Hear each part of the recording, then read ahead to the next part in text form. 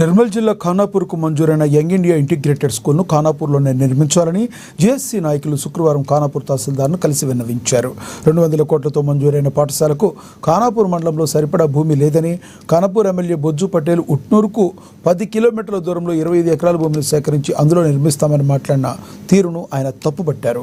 ఖానాపూర్లో అఖిలపక్ష పార్టీల నాయకులు జేఏసీగా ఏర్పడి గత కొద్ది రోజులుగా ధర్నా రాస్తారోకోలు నిర్వహించారు.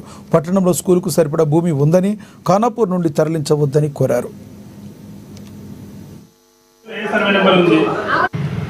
ఖానాపూర్ నియోజకవర్గ కేంద్రంలో ఇంటిగ్రేటెడ్ స్కూల్ నిర్మించాలని చెప్పేసి డిమాండ్ చేస్తూ జేఏసీ ఆధ్వర్యంలో నిన్న కలెక్టర్ గారిని కలవడం జరిగింది. కలెక్టర్ గారు సానుకూలంగా స్పందించి 2 రోజులలో భూమి కొలతలు నిర్వహించి మేము భూమి ఇప్పిస్తామని చెప్పేసి మాట్లాడడం జరిగింది. అదేవిధంగా కలెక్టర్ ఆదేశాల మేరకు ఖానాపూర్ తహసీల్దార్ను కూడా కలవమని మాకు చెప్పడం మూలంగా జేఏసీ ఆధ్వర్యంలో ఇవాళ జేఏసీ నాయకులమంతా కలిసి తహసీల్దార్ గారిని కూడా కలవడం జరిగింది.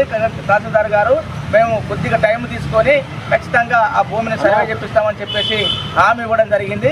ఆ హామీ ప్రకారంగా రేపు భవిష్యత్తులో వాళ్ళు అధికారులు ఇచ్చినటువంటి హామీ ప్రకారంగా వాళ్ళు కట్టుబడి ఉండాలని చెప్పేసి జేఏసీ తరఫున తెలియజేస్తా ఉన్నాం. లేనట్లయితే తదుపరి కార్యాచరణ జేఏసీ కొనసాగిస్తుందని తెలియజేస్తున్నాం.